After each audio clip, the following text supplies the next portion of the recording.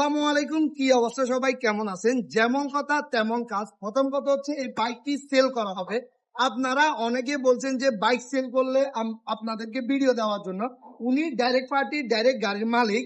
আমি চাইতেছিলাম যে আপনারা ডাইরেক্ট পার্টি থেকে গাড়ি নেন, আপনারাও জিতেন, উনিও জিতুক। তো আলহামদুলিল্লাহ আজকের গাড়িটার মধ্যে পিছনের যে চাকাটা, এটা একেবারে নতুন। একটু সামনে আনেন।